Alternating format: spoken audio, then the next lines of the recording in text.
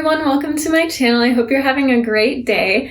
I decided to make a process video about how I create my own stencils for watercolor paintings. So I have several samples here. I have a bunch of different silhouettes that I've already created before. You can see I have several butterfly designs. I think this one, is a cat. We'll go through a couple more. Dolphins, eagle, there's an elephant. So I have several. There's definitely some others I wanted to show you as well. The wolf is pretty popular, as is I think we've got the horse here. So I have a bunch of different stencils basically that participants can use in my watercolor workshops. I've kind of developed a watercolor workshop specifically around these silhouette paintings. It's a great way to get introduced to watercolors without it being too intimidating, and everyone gets to leave with a finished painting of an animal, and it looks really cool at the end. So I thought it would be fun to take you through the process, show you the steps I take to create my own stencils. It's really important to me that they are created and made by me. So I start with a pencil sketch, fill it in with marker, scan it, and then from that digital image, convert it into a vector, and then import it into my Silhouette America software so I can then send it to my Silhouette portrait machine, which cuts out the stencil. So I'm going to show you all those steps. And really quick, before I do get into it, if you are in the Thornton, Colorado area or any of the sort of surrounding metro areas, I do offer in-person workshops like this where I bring all the supplies to you. You can have your own private workshop. Details about that are on my website, CoreyFrankCreates.com, along with all the other things that I offer you can find there. So I'd love for you to go visit that website, CoreyFrankCreates.com. Alrighty, without any further ado, I'm going to go ahead and jump right in. So first I start out with a light pencil sketch on, this is Bristol paper, Bristol smooth surface. And I used my 4H graphite pencil. It's a very light graphite. Of course, I used my kneaded eraser to kind of erase any mistakes as I was drawing. I did work from a reference image that is linked in the description. So once I complete the outline drawing and I feel good about the way that looks, then I move on to my Tombow water-based brush tip pen. So I like it because it has the two ends. It's got the brush tip as well as a slightly finer tip. So I do like using that. It is important depending on which is your dominant hand, left or right. You will want to make sure that the end that you start on the opposite end of your dominant hand so that it decreases the risk of you smudging as you have your hand go along. So if you're left-handed, you'd want to start on the right side. If you're right-handed like I am, you'd want to start at the left side and then fill it in. So I'm gonna show you what that's like to fill that in, time lapse it, because it can take a little while. And yeah, that's how it'll go. So I'm starting with the fine tip end of my pen or marker, and I'm just using it to go around the outlines of the drawing. It's also good for filling in smaller areas. And then I switched to that brush tip end for filling in the larger areas, the actual inside of the silhouette. It's ideal for that. It's almost like a paintbrush end, so you kind of turn it on its side and it fills in larger areas all at once. I'm not too concerned about filling in everything pure black. You can tell there's some variation in tone. There's almost some grays and not just pure blacks, and that's totally fine because in the scanning process and then converting the image into a vector, which means you can scale it to any size without the image degrading. So during that process, I will be changing that to a pure black, and it won't matter that there's variation in the drawing.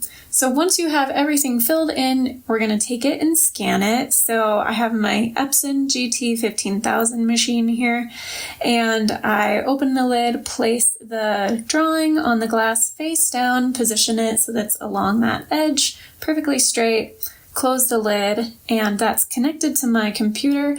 I opened up my Epson scan software on my computer, selected the correct machine, and now apologies that some of the buttons aren't showing. That's just kind of a funky thing that's happening, but anyway, I select the area that I want to have for the final image. You can see those sort of dotted line there, that is what's actually going to become my final image in the scan. And then in the histogram adjustments, I changed the level so that you can see how that black became really, really dark and pure black, and the whites became really light. Now I can select scan, save it where I want to. I'd already had those settings, and then click scan. Now it does take several minutes to scan an image of this size. It's a 1200 pixels per inch resolution, which is very large. I wanted a really high quality scan, so it takes several minutes, but I sped that up just for the sake of the video.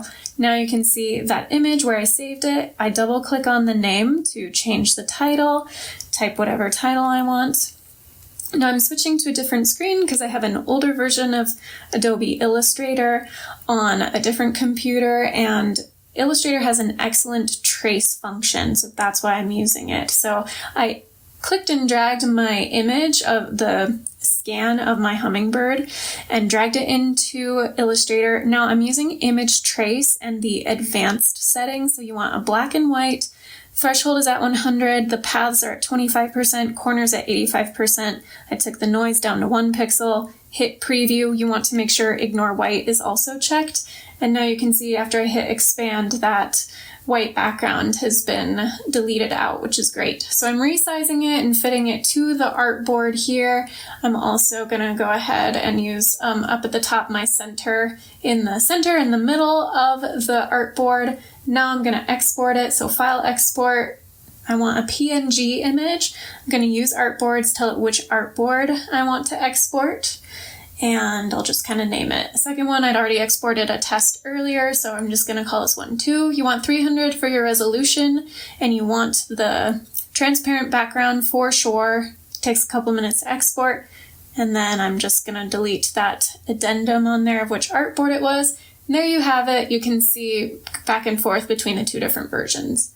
Now switching gears a little, I have my stencil material that I use. It's from Frisco Craft. It comes in this nice roll. I have a link in the description. I purchased it from Amazon.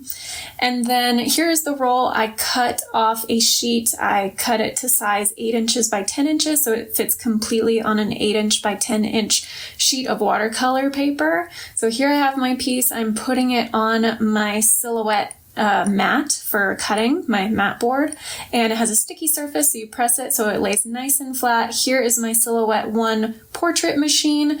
Line it up correctly and then hit the insert button. It's all ready to go, connected to my computer.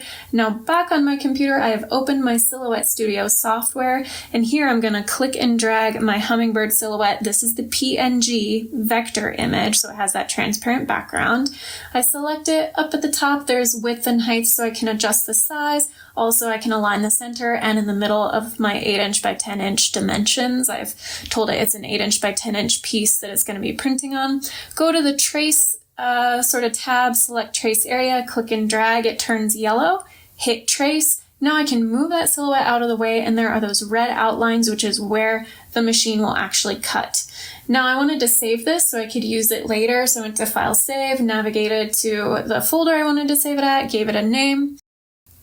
Now I'm going to go over to the Send tab, and I need to select the proper material, which is vinyl matte. That's very similar to the material I'm using for the stencil. Hit Send, and it takes a few minutes to cut, but I cut that out, and I eject my mat board, peel off the stencil itself, and then I can take out that hummingbird shape in the middle because it's not actually this white portion, it's the blue stencil that is going to be placed on the watercolor paper, and then you paint within that shape, so then you have really perfect crisp edges and end with a beautiful painting of a hummingbird.